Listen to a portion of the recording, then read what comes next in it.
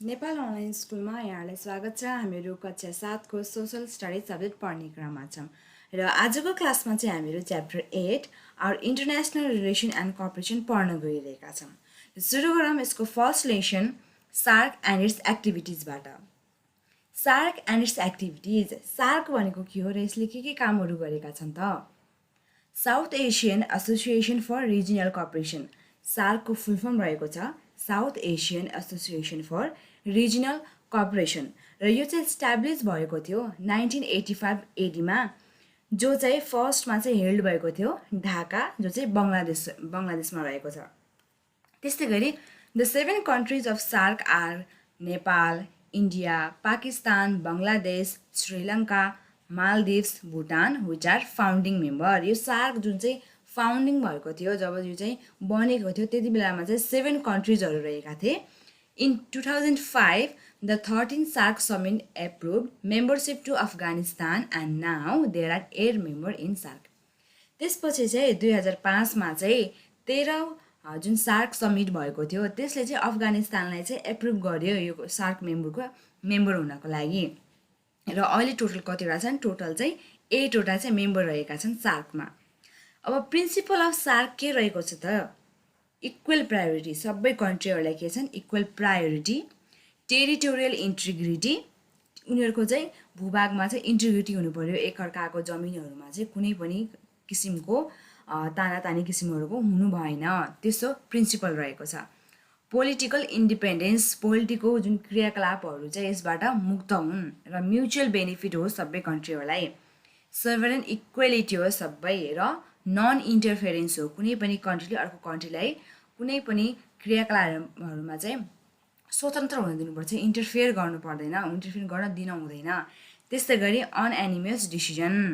यिनीहरूको चाहिँ अनएनिमियस राम्रो इफेक्टिभ डिसिजनको लागि पनि के छ? प्रिन्सिपलहरू बनिएको छ सार्कबाट। त्यस्तै गरी सार्कको चाहिँ गोल र अब्जेक्टिभ्सहरू के रहेको छन् त? To promote quality of life and economic growth in the reason.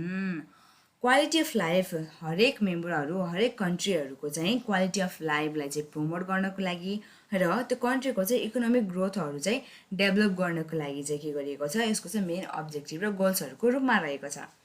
त्यसै गरी अर्को छ टु स्ट्रेथेन कलेक्टिभ सेल्फ रिलायन्स। जुन सेल्फ रिलायन्स हुने जुन उनीहरूको क्यापेबिलिटी छ उसलाई चाहिँ बढाउनको लागि, स्ट्रेन्थ दिलाउनको लागि पनि के गरेको छ? यसको मेन अब्जेक्टिभको रूपमा रहेको छ। To encourage active collaboration in economic, technical and scientific field. कुनै पनि टेक्निकल फिल्डहरूमा, साइन्टिफिक फिल्डहरूमा, इकोनोमिक कुराहरूमा चाहिँ एक्टिभ कोलाबोरेसन गर्ने, मिलेर काम गर्ने, यस्तो चाहिँ इन्करेज गर्ने पनि के छ? इन्भाइरोमेन्टहरू क्रिएट गरिएको हुन्छ।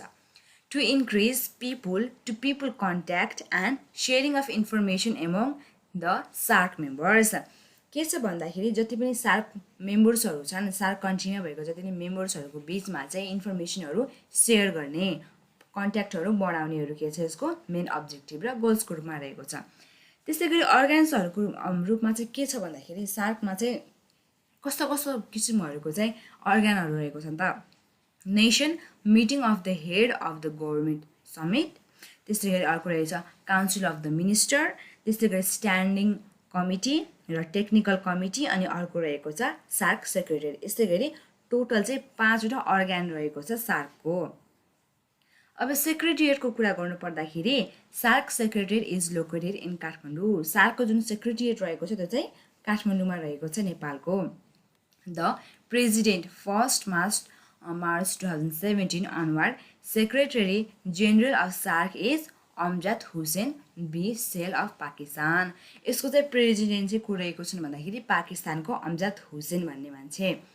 त्यसै गरी सार्क समिटको कुरा गर्नु पर्दाखेरि there had been 18 summit. The first one was held in Dhaka, Bangladesh. First चाहिँ ढाका बङ्गलादेशमा भएको थियो सार्क समिट। अनि अर्को रहेको छ the 17th SAARC summit was held in 2011 AD in Addu, मालदिप्समा रहेको छ त्यो चाहिँ। The 18th in Kathmandu, Nepal in 2014 AD. 17 SAARC summit चाहिँ 2011मा मालदिप्सको क्यापिटलमा भएको थियो भने 18 चाहिँ काठमाडौँको नेपालमा भएको थियो 2014 एडीमा। The 19th was cancelled which was going to be held in Pakistan. 2016 AD began after Bangladesh, Bhutan, and Afghanistan sent formal official communication to Kathmandu on, and also due to prevailing circumstances and step up diplomatic pressure on Pakistan after the September 18th attack on military base in URI. इन्डियामा भएको जुन युआरआईमा चाहिँ attack भएको थियो पाकिस्तानबाट चाहिँ त्यसबाट प्रभावित भएर चाहिँ पाकिस्तानमा हुँदै गरेको चाहिँ अर्को समिटमा चाहिँ इन्डियाले चाहिँ आउनबाट के गर्यो नाइ भन्यो। त्यस्तै गरी पछि चाहिँ के भयो भन्दाखेरि बङ्गलादेश, भुटान र अफगानिस्तानहरूले पनि के भने कस्तो मेसेज पठायो भन्दाखेरि उनीहरू पनि आउँदैन भन्ने। त्यही कारणले गर्दाखेरि चाहिँ यो चाहिँ 19th जुन समिट रहेको थियो त्यो चाहिँ के भयो क्यान्सल भयो। The 17th SAARC Summit. It was held in Maldives from 10 to 11 November 2011 AD. The theme of summit was Building Bridge. Former Prime Minister Baburam Bhattarai represented Nepal as the head of government. The summit declared a 20-point agreement called the Edu Declaration.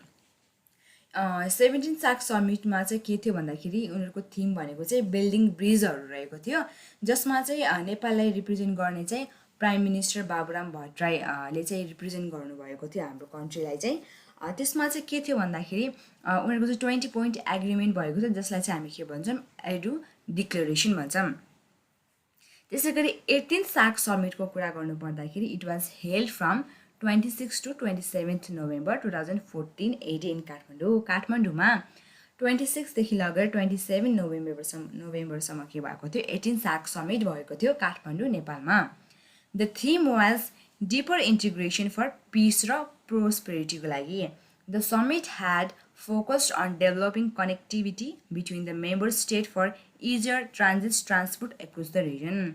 यसको चाहिँ main focus के रहेको थियो भन्दाखेरि connectivity develop गर्ने, कनेक्सनहरू develop गर्ने यी shark कन्ट्रिजहरूको मेम्बरहरूसँग, जसले चाहिँ के गर्छ भन्दाखेरि इजियर ट्रान्सपोर्ट चाहिँ के गर्छ डेभलप गर्छ across the region. Prime minister Sushil Koirala was the main host of the summit which was took place in राष्ट्रिय सभागृह काठमाडौँ। यति बेलामा चाहिँ सुशील कोइराला प्राइम मिनिस्टर सुशील कोइराला हुनुहुन्थ्यो, उहाँले चाहिँ होस्ट गर्नुभएको थियो, हाम्रो कन्ट्रीलाई चाहिँ रिप्रेजेन्ट पनि गर्नुभएको थियो र होस्ट पनि गर्नुभएको थियो राष्ट्रिय सभागृह काठमाडौँमा। The member of state of SAARC determined to the deepen regional integration of peace and prosperity by promoting mutual trust, amity, understanding, cooperation र पार्टनरसिप। यो द मेम्बर अफ जुन सार्कहरूको कन्ट्रीहरूको चाहिँ जुन मेम्बर अफ स्टेट रहेको थियो उसमा चाहिँ के थियो भन्दाखेरि उसले चाहिँ के डिटरमाइन गरेको थियो भन्दाखेरि रिजिनल इन्टिग्रेसन जुन एकता रहेको छ त्यसलाई चाहिँ के गर्ने थियो पिस र प्रोस्पेरिटीले चाहिँ के गर्नु थियो प्रमोट गर्नु थियो, म्युचुअल ट्रस्टहरू डेभलप गर्नु थियो, पार्टनरसिपहरूको कुराहरू पनि के गर्नु थियो राम्रो गर्नु थियो। With the ongoing cool relationship between the India and Pakistan, the formal handshake of prime minister from both countries was much admired by everyone in the summit.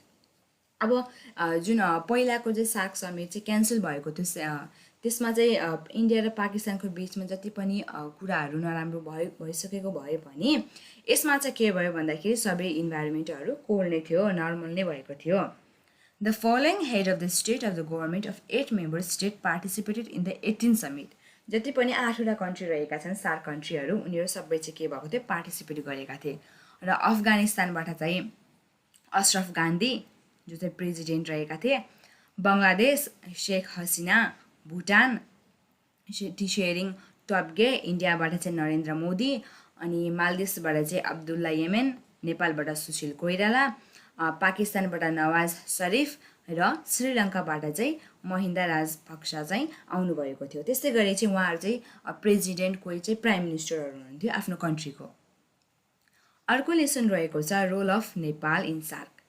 अब नेपालको चाहिँ के रोल रहेको छ त सार्कहरूमा चाहिँ भन्दाखेरि Nepal is the founder member of SAARC. Late king Birendra participated in the first summit held in Dhaka in 1985। Nepal चाहिँ यस्तो मेम्बर हो जो चाहिँ फर्स्टमा चाहिँ 7वटा कन्ट्री मात्र रहेको थियो सार्कमा, ती 7वटा कन्ट्रीहरूमध्ये नेपाल चाहिँ एउटा रहेको छ। र जुन फर्स्ट समिट भएको थियो ढाकामा त्यसमा चाहिँ लेट किङ वीरेन्द्र चाहिँ के हुनुभएको थियो पार्टिसिपेट हुनुभएको थियो। त्यसमा चाहिँ the vision of the Nepal for regional peace and stability and prosperity is similar to the objective of SAARC. अब नेपालको त्यति बेलाको भिजन के थियो भन्दाखेरि रिजनल पिस र त्यो शान्ति चाहिँ स्टेबल हुनु पर्यो, प्रोस्पेरिटी हुनु पर्यो भन्ने चाहिँ के थियो भिजन थियो। र त्यो नै के थियो भन्दाखेरि सार्कहरूको जति पनि अब्जेक्टिभ्सहरू रहेको छ तिनीहरूमध्ये एउटा रहेको छ अहिले चाहिँ। The major roles contribution of Nepal to SAARC are presented here as follows. उसले चाहिँ नेपालले चाहिँ के मेजर रोल्सहरू कन्ट्रिब्युसनहरू सार्कलाई चाहिँ गरेको छ। Establishment of SAARC secretariat in Kathmandu Nepal, जुन चाहिँ सार्क सेक्रेटेरिएट रहेको छ, सार्क कन्ट्रीहरूको सेक्रेटेरिएट चाहिँ काठमाडौँ नेपालमा रहेको छ। त्यस्तै गरी अर्को चाहिँ ट्युबरक्लोसिस सेन्टर रहेको छ भक्तपुरमा। Secretariat of SAARC information centre पनि कहाँ रहेको छ, काठमाडौँमा रहेको छ। त्यस्तै गरी the 3rd and the 18th SAARC summit पनि के भएको थियो, काठमाडौँमा नै भएको थियो। Increasing mutual cooperation in various sectors like agriculture, health, family, planning, transportation, postal service र climate। अब म्युचुअल कोअपरेसनहरू चाहिँ डेभलप भयो, एकअर्काको बिचमा कोअपरेसन भयो, इन्क्रिजिङ भयो। अनि त्यस्तै गरी चाहिँ भेरियस फिल्डहरू जस्तै कि agriculture, health, family planning, transportation अनि पोस्टल सर्भिस र क्लाइमेटहरूको बिचमा पनि के भयो, उनीहरूको चाहिँ म्युचुअल कोअपरेसनहरू भयो। अनि अर्को रहेको छ agreement in women and child development, controlling girl trafficking, smuggling of drugs, assistant against terrorism र स्ट्याब्लिसमेन्ट of security store.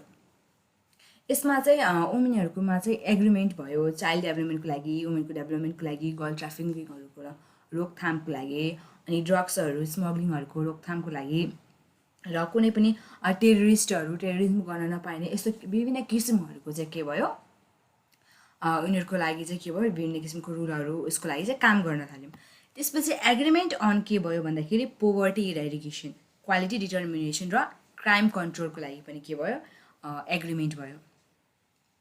Hosting regional games and sports, playing an important role in the implementation and celebration of various SARC activities such as SARC Days, contributing 11.35% of total expenditure to of SARC.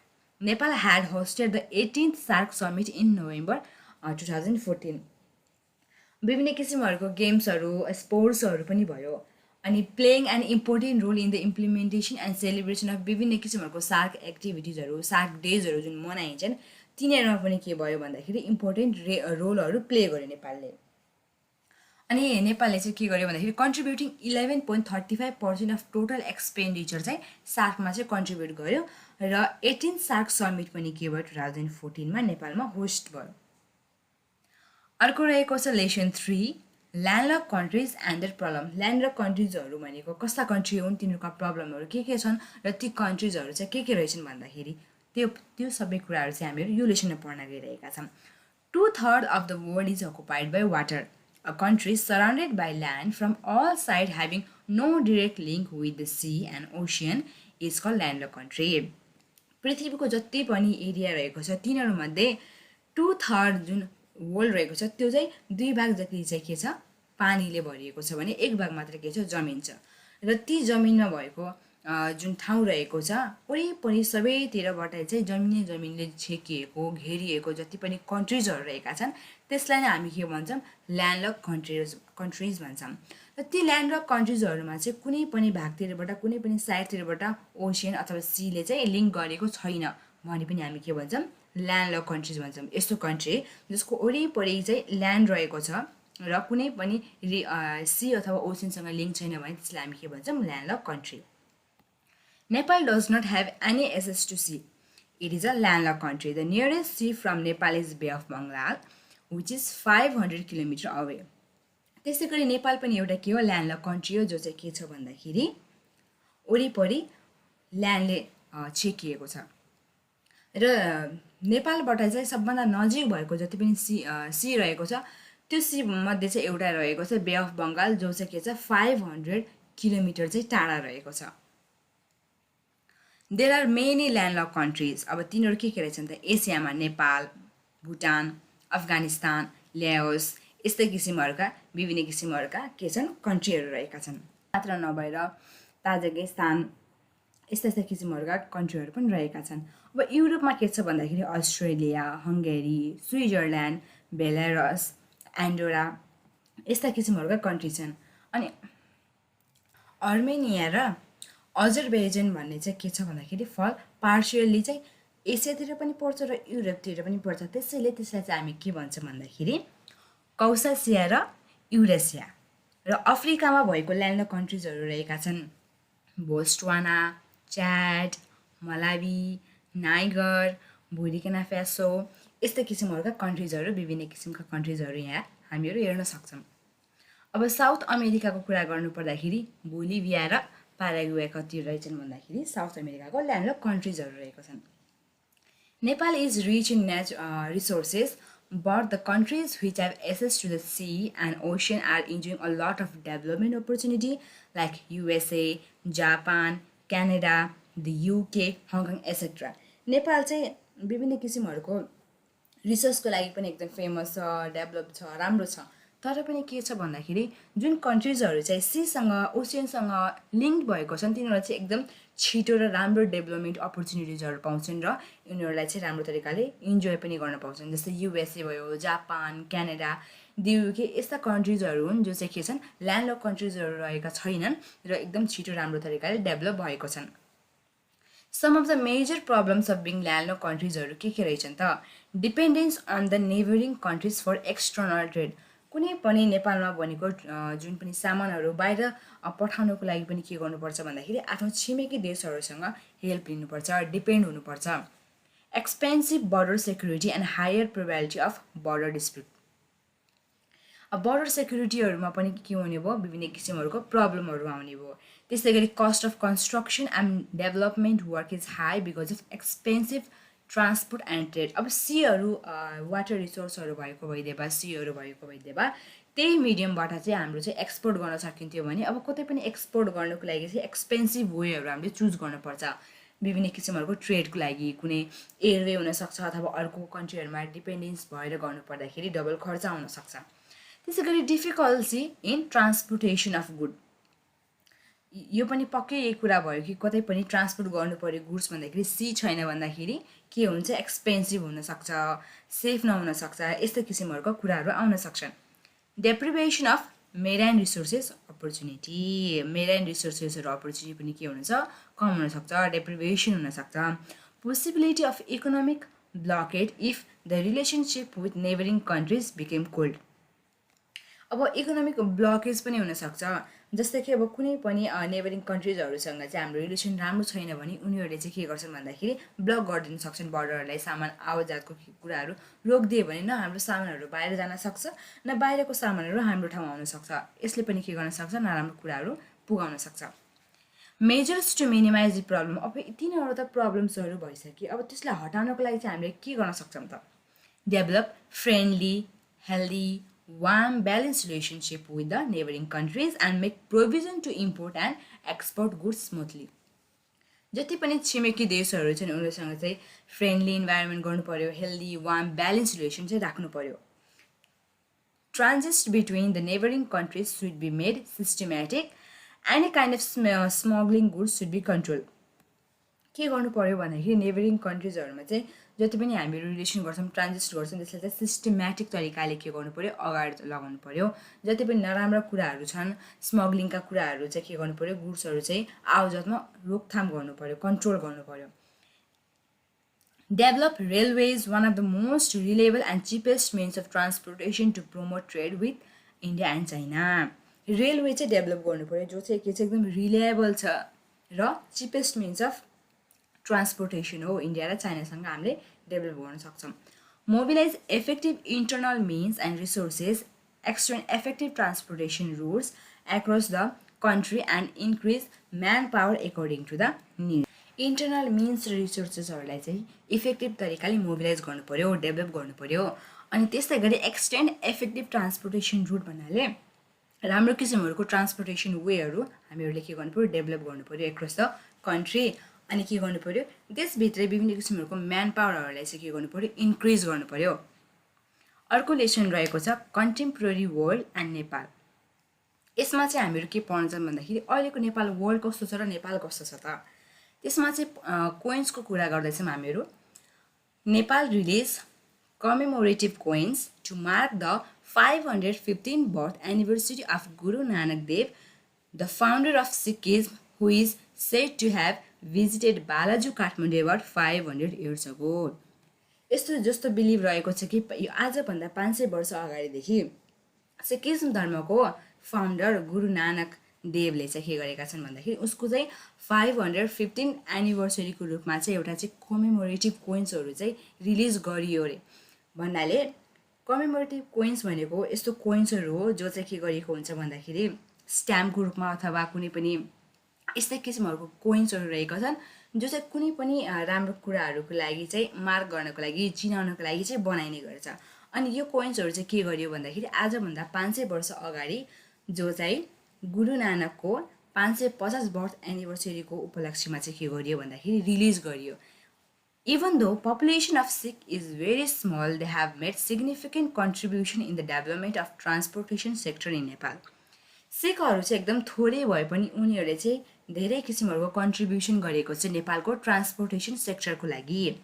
अर्को रहेको छ commemorative coins were launch to mark birth century year of the archaeological and cultural expert Satyamohan Joshi. Satyamohan Joshi जो चाहिँ रहेका छन् आर्कोलोजिकल र culture expert, उनको चाहिँ 100 इयर अफ बर्थको रूपमा पनि के गरेको छ कमेमोरेटिभ कोइन्सहरू चाहिँ लन्च गरिएको थियो। अर्को रहेको छ 13 South Asian games SAG 2019। 13 South Asian game भएको थियो 2019मा जो कि नेपालमा रहेको छ, उसको बारेमा हामीहरू पढ्न गइरहेका छौँ। Nepal hosted 13 SAG from 1st to 10th December 2019। नेपालले चाहिँ 13औं स्याक गेम चाहिँ के गर्यो भन्दाखेरि होस्ट गर्यो, जो चाहिँ 1 गतेदेखि लगेर 10 गतेसम्म डिसेम्बरको टोटल चाहिँ कति भयो 10 डेज चाहिँ के भयो थियो 2019 डिसेम्बरमा चाहिँ होस्ट भएको थियो। The game was inaugurated as Dasharath Rangasala Kathmandu by Bidya Devi Bhandari the president of Nepal. Next stand will be held in Pakistan in 2022। यो गेममा चाहिँ के भयो थियो भन्दाखेरि दशरथ रङ्गशालामा यो गेमहरू चाहिँ भएको थियो र उति बेलामा चाहिँ विद्यादेवी भण्डारी प्रेसिडेन्ट अफ नेपालले के गर्नुभएको थियो इनाग्रेट गर्नुभएको थियो। र अब हुने जुन स्याक गेम रहेको छ त्यो चाहिँ पाकिस्तानमा 2022मा हुने भएको छ। त्यसै गरी मेडलको टेबल हेर्दा त कुन कन्ट्रीहरूले कति कस्तो मेडलहरू पाएका थिए यो गेममा भन्दाखेरि इन्डियाले चाहिँ गोल्ड 173, सिल्भर 93, ब्रोन्ज 45, टोटल 311 मेडलहरू के गर्थ्यो उसले प्राप्त गरेको थियो। नेपालको कुरा गर्नुपर्दाखेरि गोल्ड 51, सिल्भर 60, ब्रोन्ज 95 र total 206। Sri Lanka gold 40, silver 83, bronze 128, total 251। Pakistan gold 32, silver 41, bronze 59, total 132।